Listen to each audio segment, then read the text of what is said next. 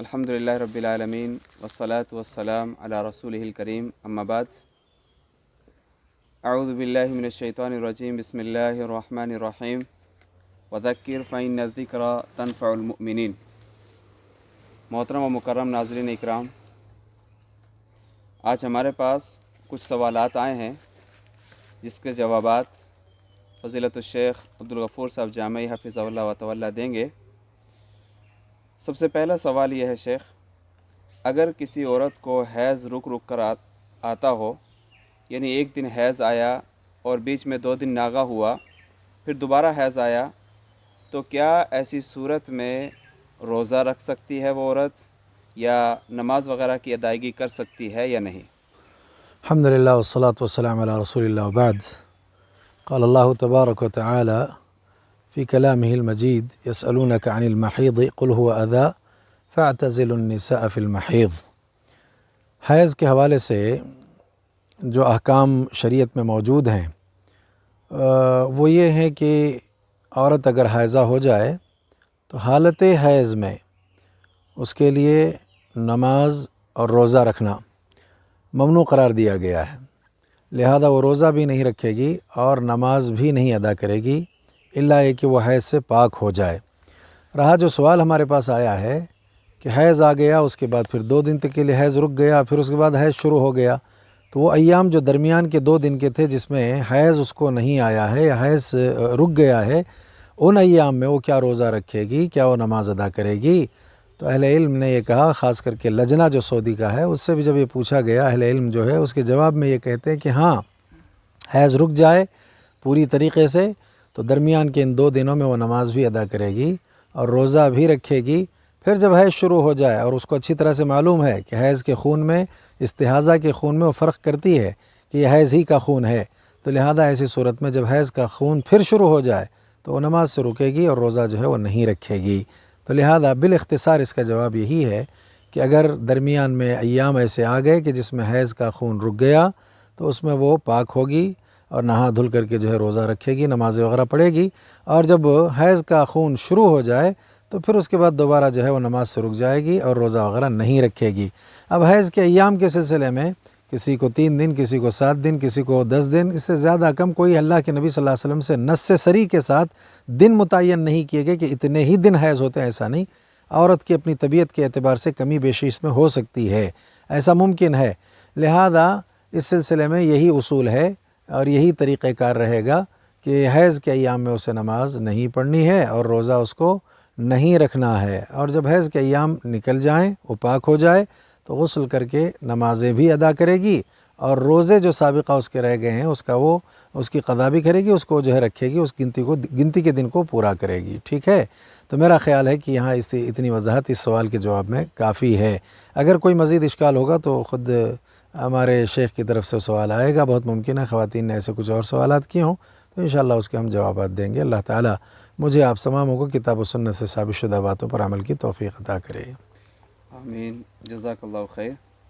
شیخ محترم، دوسرا سوال ہے، امام مہدی کون ہیں؟ کیا ان کا حدیثوں میں ذکر آیا ہے؟ کیا قیامت سے پہلے ان کا نزول ہوگا؟ یہ سوال کسی نے کیا ہے۔ الحمدللہ، لگتا تو ایسے ہے کہ کسی صاحب کی ایک پیشین گوئی آئی ہے، اس کو بنیاد بنا کر کے یہ صاحب نے سوال کیا ہے۔ پیشین گوئی یہ آئی ہے کہ 2020 کے اختتام تک دنیا ختم ہو جائے گی، اور جبکہ ہم نے اس سے پہلے کے دروس میں بھی بتلا دیا تھا کہ کسی نے اس سے پہلے بھی کچھ تاریخوں کی تعیین کی تھی، تاریخوں کو مقرر کیا تھا اور متعین کر کے بتلایا تھا کہ فلاں تاریخ کو قیامت قائم ہونی ہے، تو لہذا اب کسی نے اس طرح کی بات عام کر دی ہے کہ 2020 کے اختتام پر دنیا کا خاتمہ ہو جائے گا، قیامت قائم ہو جائے گی۔ تو اس حوالے سے شاید ان کے علم میں بات رہی ہوگی کہ امام مہدی کا بھی تو ظہور ہوگا، عیسیٰ علیہ السلام کا بھی نزول ہوگا، تو پھر یہ 2020 کے اختتام پر کیسے ممکن ہو سکتا ہے، کیا ہے؟ تو اس حوالے سے انہوں نے یہ سوال کر لیا ہے۔ بات دراصل یہ اس سلسلے میں جواب میں بالاختصار کچھ باتیں میں بیان کر رہا ہوں۔ سب سے پہلی بات تو یہ کہ اللہ کے نبی صلی اللہ علیہ وسلم کا ایک فرمان ہے کہ قیامت اس وقت تک قائم نہیں ہوگی جب تک کہ اہل بیت کا ایک فرد لوگوں پر حکومت نہیں کرے گا۔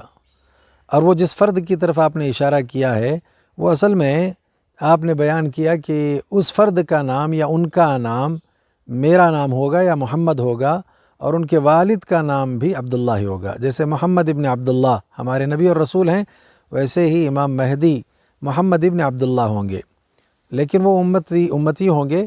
لہذا اللہ کے نبی صلی اللہ علیہ وسلم نے ان کی طرف اشارہ کرتے ہوئے کہا کہ جب تک وہ حکومت نہ کریں، خلافت نہ کریں، اس وقت تک قیامت قائم نہیں ہوگی۔ پہلی بات تو یہ ہے۔ دوسری بات اسی میں یہ ہے کہ وہ اہل بیت میں سے ہوں گے۔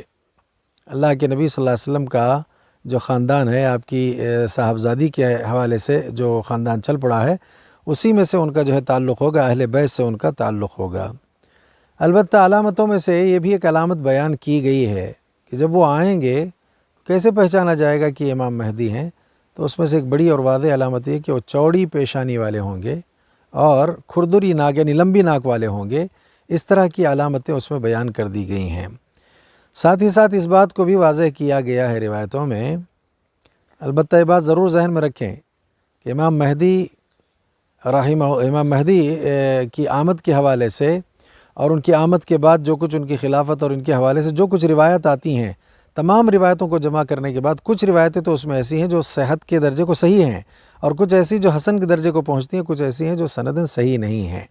لہذا اس طرح کا سارا معاملہ یا مجموعہ کتب احادیث میں یا اس طرح کی احادیث ملتی ہیں، کچھ صحیح ہیں، کچھ حسن ہیں اور کچھ ضعیف ہیں۔ بہرحال جو ہم اس وقت آپ کے سامنے بیان کر رہے ہیں وہ حسن اور صحیح درجے کی جو روایتیں ہیں، اس کی بنیاد پر کچھ باتیں آپ کے سامنے ہم پیش کر رہے ہیں۔ تو اس میں علامت یہ ہے کہ چوڑی پیشانی والے وہ ہوں گے، اور ساتھ ہی ساتھ اس بات کی بھی وضاحت ہو گئی کہ 7 یا 8 سال تک وہ خلافت کریں گے اس روئے زمین پر، ان کی حکومت رہے گی۔ اس طرح کی صراحت اور وضاحت بھی ملتی ہے، اور یہ بھی واضح ہوتا ہے روایتوں سے کہ ان کی خلافت کے آغاز سے قبل یا ان کے خلیفہ بننے سے پہلے پوری زمین پر ظلم و زیادتی خوب عام ہوگی، بہت زیادہ ظلم ہوگا، بہت زیادہ زیادتی ہوگی، پوری روئے زمین پر ظلم ہی ظلم، زیادتی ہی زیادتی ہوگی۔ تو جب وہ آئیں گے تو ہوگا کیا؟ ان کی آمد کے بعد، ان کے ظہور کے بعد، یہ پوری کی پوری ظلم و زیادتی سے بھری جو زمین ہوگی، اس کو وہ امن میں اور عدل میں تبدیل کریں گے۔ پوری روئے زمین پر امن و امان قائم ہوگا، اور سارا جو ہے نظام عدل کا قائم ہو جائے گا، ظلم کا خاتمہ ہو جائے گا، زیادتی مٹ جائے گی۔ لہذا اس حوالے سے روایتوں سے یہ بھی ثابت ہوتا ہے کہ ظلم و زیادتی سے بھری زمین کو وہ امن اور عدل میں تبدیل کر دیں گے، سب جگہ پر امن و امان قائم ہوگا ان کے آنے کے بعد۔ ساتھ ہی ساتھ ایک بات یہ بھی ہے کہ ایک ہی رات میں اللہ تعالیٰ ان کی اصلاح کریں گے۔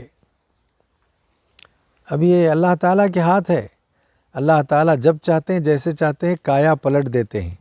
ہم نے دیکھا ہے نا، ماضی میں بھی ایسے ایسے حادثات ہوئے، ایسے ایسے واقعات ہوئے کہ رات میں کروڑ پتی تھے، ایک ہی رات میں صبح کیا ہو گئے؟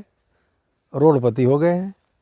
ایسا ہوا، ابھی کل کی بات ہے، ہمارے یہاں سرسی میں صرف اور صرف چند منٹوں کے لیے ایک ہوا نکلی ہے اتنی تیزی کے ساتھ کہ کافی تباہی اس کے ذریعے آ گئی، بڑے بڑے درخت گر گئے، گھروں کی چھتیں جو ہے گر گئیں، مکان جو ہے گر گئے، لہذا بڑا نقصان ہوا۔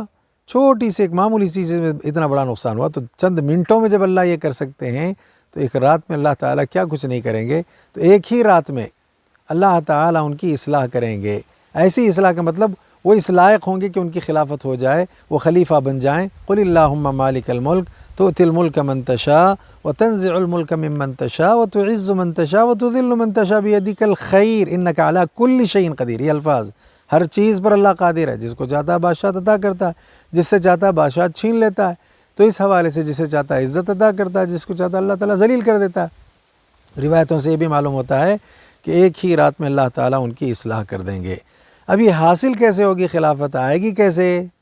لہذا اس کے لیے یہ ہے کہ مکہ میں، کعبہ میں، سعودی میں جو ایک خلیفہ ہوگا، اس خلیفہ کے انتقال کے بعد، یہ علامتیں ہیں سب، اس کے انتقال کے بعد اس کی جو ہے 3 بیٹے یہ چاہیں گے کہ ہم وہاں جو خزانہ ہے اس پر قابض ہوں، اور اس پر قبضہ پانے کے لیے وہ تینوں کے تینوں کوششیں کرتے رہیں گے۔ نتیجے میں یہ کہ ان میں سے کوئی بھی اس پر قابض نہیں ہو پائے گا، قبضہ وہ نہیں کر پائے گا۔ بالآخر کچھ لوگ وہ جمع ہوں گے امام مہدی پر کہ یہ صاحب تقویٰ ہیں، یہ پرہیزگار ہیں، یہ متقی ہیں، تو چلو ہم ان کو اپنا خلیفہ مقرر کرتے ہیں اور ان کے ہاتھ پر بیعت کرتے ہیں۔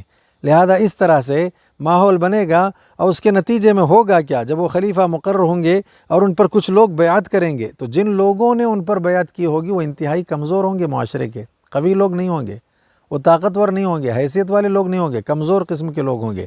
یہ خبر جب پھیلے گی دنیا کے دیگر مقامات پر، دیگر علاقوں میں، تو پھر یہ لکھا ہوا یہی علامتیں ہیں جس سے ہم کو پتہ چلے گا کہ یہ سب چیزیں ہوں گی، تو ہاں یہ امام مہدی ہیں۔ تو لہٰذا اس میں یہ لکھا ہوا ہے کہ ایک بڑا لشکر 3 حصوں میں منقسم ہو کر کے حملہ کرنے کے لیے ان پر آئے گا۔ یہاں وہ آئے گا کہ چلو چلتے ہیں، ان کو ختم کرتے ہیں، انہیں صفحہ ہستی سے مٹاتے ہیں، لہذا 3 حصوں میں تقسیم ایک بڑا لشکر جو ہے پہنچے گا۔ اس کے بارے میں وضاحت ہوئی ہے کہ مقام بیدا پر یہ لوگ جب پہنچیں گے تو 3 حصوں میں منقسم تھے، ایک اول حصہ ہے، ایک آخری، ایک بیچ میں وسط والا۔ وسط والے حصے کو سب سے پہلے اللہ تعالیٰ تباہ کریں گے اور اس کے بعد پچھلے اور آخر والوں کو جو ہے تباہ کر دیں گے، لیکن اس میں ایک بھگوڑا ہوگا۔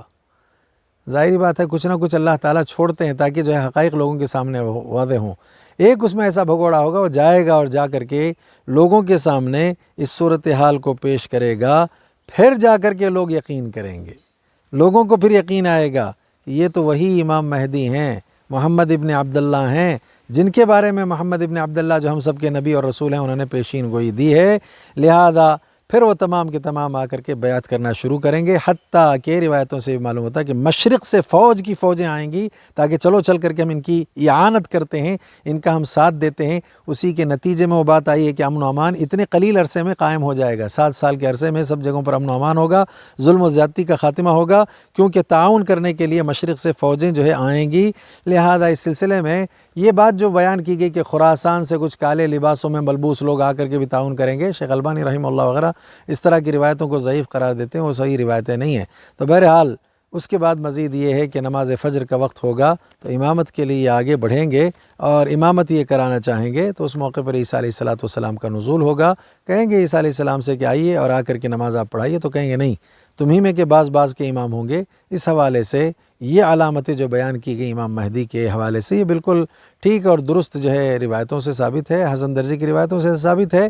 تو لہذا امام مہدی رحمہ اللہ کی آمد یہ یقینی ہے، اللہ کے نبی صلی اللہ علیہ وسلم کی پیشین گوئی ہے، اور اس پیشین گوئی کے ساتھ اتنے عرصے تک تو جو ہے اس روئے زمین پر امن و امان قائم ہونا ہے۔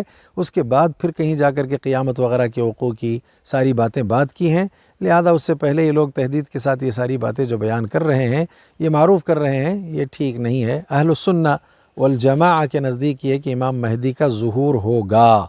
کچھ ایسے بھی معاشرے میں لوگ ہیں جن کا یہ تصور ہے کہ وہ اس دنیا میں آ چکے ہیں، کہیں پہاڑوں میں، غاروں میں، یہاں وہاں روپوش زندگی گزار رہے ہیں، لہذا قرب قیامت وہ ظاہر ہوں گے یا آئیں گے اس طرح سے، لہذا وہ آ چکے ہیں۔ امام غائب بھی ان کو کہہ کر کے جو ہے یاد کیا جاتا ہے، بس اسی کا انتظار وہ جو ہے کر رہے ہیں۔ کچھ ایسے لوگ ہیں جن کا یہ تصور ہمارے پاس ہے۔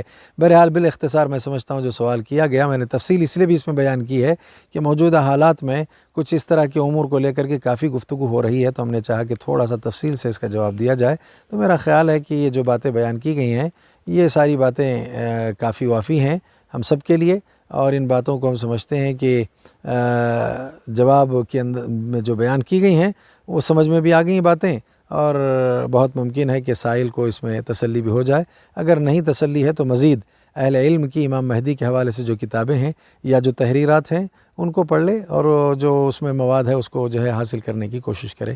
اللہ ہم سب کو جو ثابت شدہ چیزیں ہیں اس پر عمل کرنے کی، اس پر ایمان لانے کی اللہ توفیق عطا کرے۔ اللہ تعالی ہمارے کہنے کو، سننے کو، سنانے کو قبول کرے۔ جی آمین، جزاک اللہ خیر و احسن الجزا۔ شیخ محترم، اگلا سوال ہے زکوٰۃ کے تعلق سے ہے۔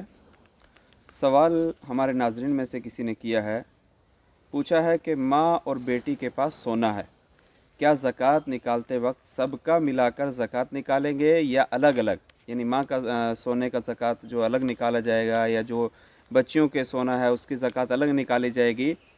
اور اسی طرح یہ بھی پوچھا ہے یا ان کا سونا زکوٰۃ میں شامل ہوگا بھی یا نہیں؟ یہ سوال کیا گیا ہے، تفصیل کے ساتھ بتائیں۔ ہاں، بہرحال یہ ذہنوں میں کافی سوالات اس طرح کے آتے رہتے ہیں۔ اس کے جواب میں پہلی بات تو یہ ہے کہ مال،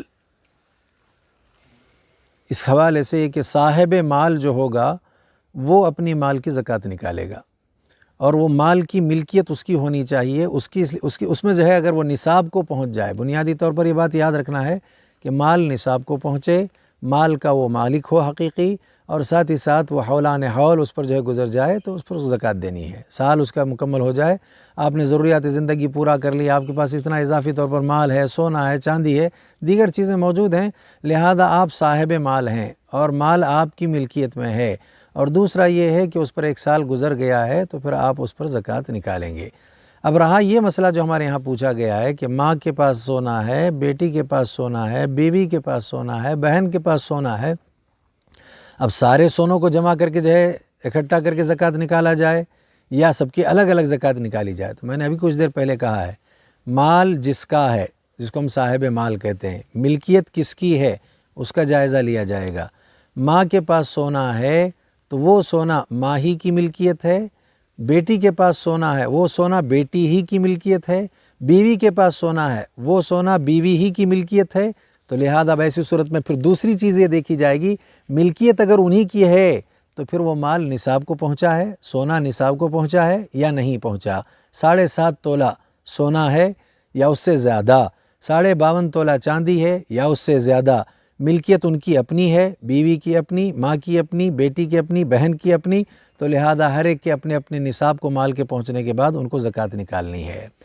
ہاں، مال اتنا، سونا اتنا کم ہے، کسی کے پاس 2 تولہ، کسی کے پاس 1 تولہ، کسی کے پاس 5 تولہ، کسی کے پاس 6 تولہ، ان کی اپنی ملکیت ہے، لہذا ان سب کو جمع کر کے یہ 7.5 تولے سے زیادہ ہوتا ہے تو زکوٰۃ دینا چاہیے، ایسا نہیں ہے، لہذا پھر کسی کے مال میں بھی زکوٰۃ نہیں ہوگی، جن کا مال نصاب کو نہیں پہنچا تو لہذا ان میں سے جو ہے زکوٰۃ نہیں نکلے گی۔ تماموں کے مال کو جوڑ کر کے، تماموں کے سونے کو جوڑ کر کے اس طرح سے زکوٰۃ دینے کا معاملہ نہیں ہے، صاحب مال ہو، ملکیت ہو اور 1 سال اس پر گزر جائے تو لہذا ایسی صورت میں اس پر زکوٰۃ دینا چاہیے، اس کا خاص خیال رکھیں، اور اس میں ہیلے حوالے وغیرہ درست نہیں ہے۔ بسا اوقات بعض لوگ کیا کرتے ہیں، نصاب کو مال پہنچ جاتا ہے، سال بھی گزر جاتا ہے، ملکیت بھی انہی کی ہے، نکالنا ہے، لیکن نکالنے سے کچھ ایام، کچھ دن پہلے وہ کسی اور کے لیے جو ہے، اس کسی اور کو ہدیتاً یا کسی اور کو تحفتاً یا کسی اور کو اپنے پاس رکھنے کے نام پر دے دیتے ہیں، اب وہاں جانے کے بعد پھر وہاں 1 سال گزر جائے، پھر وہ 1 سال گزرنے سے پہلے وہ پھر اس کو دے دیتا، واپس کر دیتا، یہ سارے ہیلے شریعت میں ٹھیک نہیں، درست نہیں۔ ویسے بھی جو زکوٰۃ کا نصاب مقرر ہے وہ 2.5% ہے پورے مال میں سے، آپ نکالیں تو برکت ہوگی، آپ نکالیں تو غریبوں کا فائدہ ہوگا، آپ نکالو گے تو اللہ کی اطاعت اور اللہ کے رسول صلی اللہ علیہ وسلم کی اطاعت ہو جائے گی، ایسے بہت سارے فائدے ہوں گے۔ بہرحال بالاختصار خلاصے کے طور پر یہ ہے کہ مال جس کا ہے، صاحب مال اس مال کا مالک ہے، نصاب کو مال پہنچ گیا ہے تو پھر ایسی صورت میں اس کو زکوٰۃ دینا ہے، نصاب کو نہیں پہنچا، اس سے کم ہے تو لہذا دوسروں کے مالوں کو اس کے ساتھ جوڑ کر کے، جمع کر کے اس کو جو ہے نصاب تک لا کر کے اس مال کی زکوٰۃ دینا درست اور صحیح نہیں ہے۔ بہرحال ہمارے علم میں اتنی بات ہے جس کو ہم نے آپ کے سامنے اس حوالے سے اس سوال کے جواب میں پیش کر دیا ہے، اتنی باتیں میرے لیے آپ سب کے لیے کافی ہیں۔ شیخ محترم، ناظرین کی طرف سے ایک سوال اور کیا گیا، رمضان میں قرآن کثرت سے پڑھنا چاہیے یا معنی و مفہوم کے ساتھ پڑھنا افضل ہے؟ ایسے ورد کرنا چاہیے یا معنی و مفہوم کے ساتھ پڑھنا افضل ہے؟ بہرحال بہت اچھا سوال ہے، اس کا جواب ہم نے کل کے درس میں جو ہمارے یہاں ہوا ہے اس میں ہم نے اس کا جواب دیا ہے۔ دیکھیے، جو مطلوب ہے بندوں سے اصل میں وہ یہی کہ بندے قرآن مجید پر غور و فکر کریں، آیات پر تفکر کریں۔ قرآن پڑھتے ہیں آپ تو اس میں مثالیں جگہ جگہ آپ کو ملتی ہیں، کئی آیات آپ کو ایسے ملیں گی جس کے اختتام پر اللہ فرماتے ہیں ان فی ذلک لآیات لقوم یتفکرون، ان فی ذلک لآیات لقوم یعقلون وتلک الامثال نضربها للناس وما يعقلها الا العالمون۔ بھئی یہ مثالیں اس لیے دی جا رہی ہیں کہ علم والے اس کو سمجھتے ہیں، اور اس کی طرح کی مثالیں اس لیے دی جا رہی ہیں، آیات اس لیے پیش کی جا رہی ہیں کہ تاکہ تفکر کریں۔ ان فی ذلک لآیات لقوم یتفکرون، ایسی قوم جو تفکر کرنے والی، ان کے لیے اس میں نشانیاں ہیں، عقل رکھنے والوں کے لیے اس میں نشانیاں ہیں۔ بلکہ اللہ تعالیٰ نے خود قرآن مجید میں ایک جگہ جو کہا ہے نزول قرآن کے حوالے سے، وہاں اللہ فرماتے لو انزلنا هذا القرآن على جبل لرأيته خاشعا متصدعا من خشية الله وتلك الأمثال نضربها للناس لعلهم يتفكرون۔ یہ دیکھیے آپ، ہم نے قرآن کو، لو انزلنا هذا القرآن، اگر اس قرآن کو ہم کسی پہاڑی پر اتار دیتے تو آپ دیکھتے اس پہاڑ کو کہ وہ خشیت الہی سے پست ہو کر کے ریزہ ریزہ ہو جاتا۔ وَتِلْكَ الْأَمْثَالُ نَضْرِبُهَا، اللہ کی خشیت سے اس کی کیفیت ہوتی۔ وَتِلْكَ الْأَمْثَالُ نَضْرِبُهَا لِلنَّاسِ لَعَلَّهُمْ يَتَفَكَّرُونَ، اس طرح کی مثالیں ہم دیتے لوگوں کے لیے کس لیے ہیں؟ تاکہ وہ غور و فکر کریں۔ تب اصل مطلوب تو یہی ہے کہ قرآن مجید کو غور و فکر سے پڑھا جائے، قرآن مجید کو سمجھ کر کے پڑھا جائے، یہی زیادہ بہتر طریقہ کار ہے۔ اور اصل میں یہ پیغام ہے ہی اس کے لیے. اور اللہ تعالیٰ نے قرآن مجید میں یہ کہا بھی اللہ کے نبی صلی اللہ علیہ وسلم سے. کیا اللہ تعالیٰ نے قرآن میں بیان فرمایا؟ انزلنا الیک الذکر لتبین للناس ما نزل الیہم. ہم نے آپ پر ذکر کو نازل ہی کیوں کیا ہے؟ تاکہ آپ واضح کریں لوگوں کے سامنے. تو وضاحت کا مطلب یہ ہے کہ ساری چیزیں کھل کر کے آ جائیں کہ ہاں یہاں یہ ہم سے مطالبہ کیا گیا ہے، یہ اللہ کا حکم ہے، یہ اللہ نے منع کیا ہے، اس سے ہم کو رکنا ہے، اس سے باز آنا ہے. ایک عجیب طرح کا معاملہ ہمارے پاس یہ ہو گیا کہ ہم اللہ کے کلام کو سمجھ نہیں سکتے. اس جملے کو، اس ٹکڑے کو، اس کلمے کو، اس محاورے کو اتنا عام کیا گیا کہ اب 75% یا 70% مسلمان آپ کو ایسے نظر آئیں گے جو قرآن مجید کے حروف کی تلاوت تو کرتے ہیں، الفاظ تو پڑھ لیتے ہیں، کلمات تو پڑھ لیتے ہیں، لیکن اس میں کیا کچھ معانی اور مطالب ہیں، کیا کچھ اس میں ہم سے مطالبہ کیا گیا، اس کی طرف کوئی خاطر خواہ توجہ نہیں. اسی لیے اتنی ضلالت ہے، اسی لیے اتنی گمراہی ہے، اسی لیے اتنی بے دینی ہے. لہذا جب تک ہم اللہ کے کلام کو اللہ کے نبی صلی اللہ علیہ وسلم کے اسوے کی روشنی میں نہیں سمجھیں گے، یہ حق ادا نہیں ہو پائے گا. اس کے لیے ایک مثال دیتا ہوں میں اکثر. میں اس بات کو بھی واضح کروں، میں یہ نہیں کہتا کہ جو لوگ اللہ تعالیٰ کے کلام کو سمجھے بغیر پڑھتے ہیں ان کا پڑھنا بے سود ہے، بیکار ہے، لہذا وہ خیر سے محروم ہے. ایسا نہیں ہے. خیر یقیناً ہوگی، اجر ضرور ملے گا. اللہ کے نبی نے مثال دی کہ الف لام بھی اگر کوئی الف لام میم بھی اگر کوئی پڑھ لے، ظاہری بات ہے الف لام میم کا معنی اللہ کے سوا تو کوئی جانتا نہیں ہے نا، تو پھر اب معنی اور مطالب یہاں جو ہے فکس کر دیے جائیں تو پھر اس کا معنی مطلب بھی آپ کو ڈھونڈنا پڑے گا. لہذا الف لام میم بغیر معنی و مطلب کہ آپ نے اس کو پڑھ لیا، بغیر مفہوم جانے کہ آپ نے اس کو پڑھ لیا. واللہ عالم، اللہ بہتر جانتا ہے اس کے معنی و مطالب کو، لیکن ثواب آپ کو مل رہا ہے. تو اس سے ایک لطیف اشارہ تو یہ ملا کہ ایک آدمی بغیر معانی و مفہوم کو سمجھے کہ تلاوت کرتا ہے تو اجر ملے گا، لیکن مطلوب کیا ہے؟ مطلوب یہ ہے کہ سمجھ کر کے پڑھا جائے. فلا يتدبرون القرآن ام علی قلوب اقفالها کتاب انزلناه الیک مبارک لیدبروا آیاته ولیتذکر اولو الالباب. تدبر کے لیے اللہ تعالیٰ نے اس کو نازل کیا ہے. میں اس کے لیے ایک مثال دیتا ہوں اکثر. وہ مثال اس طرح کی ہے کہ فرض کر لیں آپ دنیا کا کوئی بادشاہ ہے یا بادشاہ ہو گزرا ہے، اور یہ بات لوگوں میں بہت عام ہے.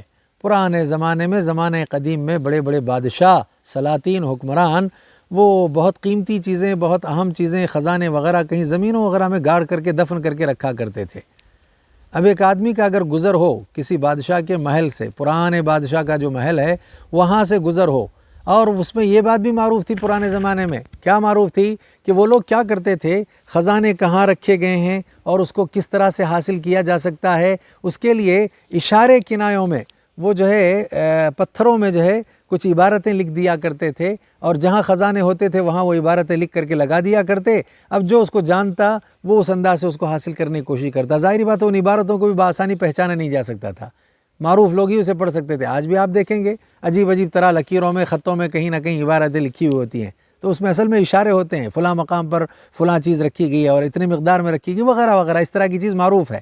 اسی کو ہم مثال کے ذریعے سمجھنے کی کوشش کرتے ہیں. بادشاہ ہے دنیا کا، حاکم ہے دنیا کا، اور بڑے خزانوں کا مالک ہے. خزانے اس نے کہیں چھپائے رکھے ہیں اور اس کے لیے علامتیں بھی مقرر کر رکھی ہیں، عبارتیں بھی مقرر کر رکھی ہیں.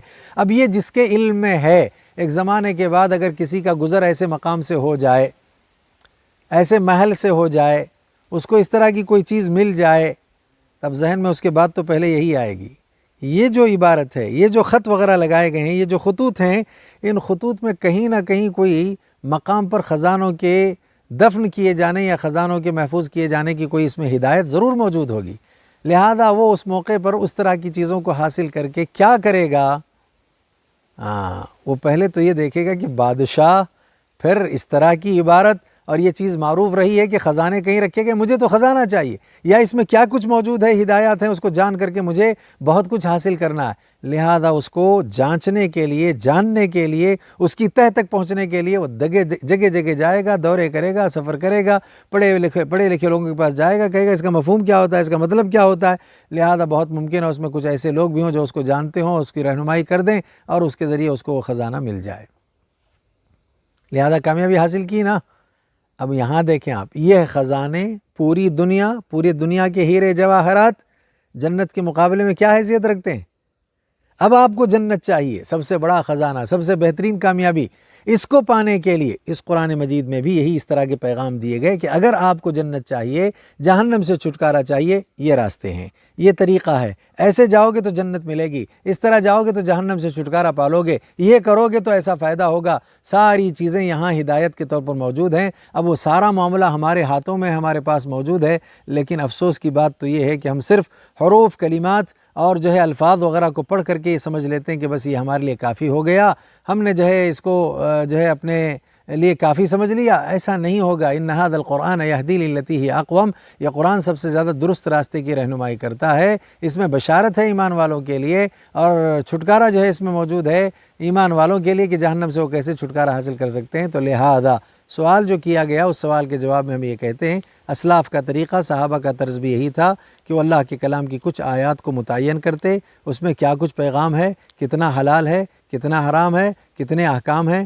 کتنے نواہی ہیں، اس کو پہلے جانچ لیتے، اس پر عمل کرتے، پھر اگلی آیات کی طرف چلتے تھے۔ تو لہذا یہ مطلوب ہے، اسے پورا کرنا چاہیے۔ ہمارے یہاں اس طرف اگر توجہ دی جا رہی ہے تو بہت اچھی بات ہے۔ ایک تو یہ قرآن مجید کی تلاوت کا حق ادا کرنا، اس کو صحیح ڈھنگ سے پڑھنا، اس کے احکام کی رعایت کرنا۔ دوسرا یہ ہے کہ اس کو سمجھنا۔ تیسرا ہے کہ سمجھنے کے بعد احکام پر عمل کرنا۔ چوتھا یہ کہ احکام پر عمل کرتے ہوئے عمل کے ساتھ، دعوت کے ساتھ قولی طور پر دعوت کرنا۔ اور چوتھا ہے کہ دعوت پر آنے والی مشکلات پر صبر کرنا۔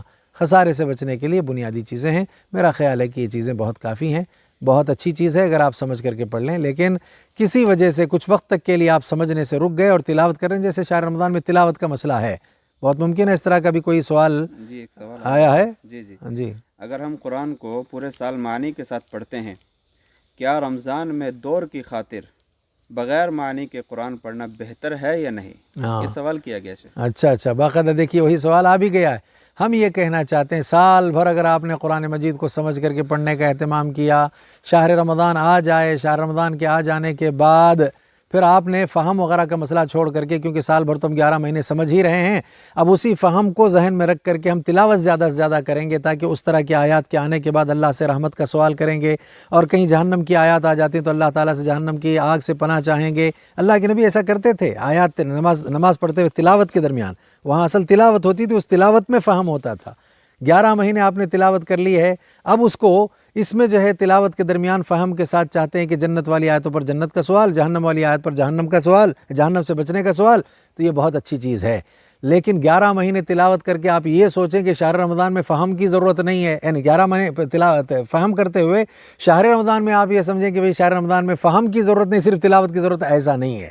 فہم ہمیشہ مطلوب ہے، اللہ کے کلام کو سمجھ کر کے پڑھنا یہ ہمیشہ مطلوب ہے، لہذا اس اعتبار سے تلاوت ہو، یقیناً تلاوت ہونا چاہیے۔ ائمہ اربعہ میں سے غالباً امام مالک رحمہ اللہ کے حوالے سے یہ بات آتی ہے کہ جب وہ شہر رمضان کا آغاز ہو جاتا تھا تو تمام کتابیں لکھنا، دیگر جو ہے تحریر، دیگر جو ہے سارے کام وہ چھوڑ دیتے تھے اور تلاوت قرآن کے لیے اپنا وقت وہ صرف کرتے تھے۔ بسا اوقات یہ بات ثابت ہے، ائمہ میں سے امام ابو حنیفہ رحمہ اللہ کی طرف گرچہ منسوب کر دیا گیا ہے کہ وہ شہر رمضان میں پورے رمضان میں 60 قرآن پڑھتے تھے، ایسا ان کی طرف جو نسبت ہے وہ ٹھیک نہیں ہے، لیکن ان کے علاوہ جو دوسرے امام ہیں 3 ائمہ میں سے، ان میں سے ایک امام شافعی، امام مالک رحمہ اللہ کے حوالے دونوں میں سے کوئی ایک امام ہے، ان میں سے کسی ایک کے بارے میں صحیح سند کے ساتھ یہ ثابت ہے کہ وہ اتنا جو ہے تلاوت کر لیا کرتے تھے کہ دن میں ایک مرتبہ مصحف ختم کرتے، رات میں ایک مرتبہ مصحف ختم کرتے تھے۔ ظاہری بات ہے یہاں تلاوت جو ہے موجود ہوتی ہے، اور تلاوت کے ساتھ وہ ذی علم تھے، فہم وغیرہ بھی ذہن میں ہوتا تھا ان کے، تو مطلوب اصل میں تلاوت کے ساتھ فہم قرآن ہے، فہم قرآن کے ساتھ تلاوت ہے، یہ اصل مقصود ہے۔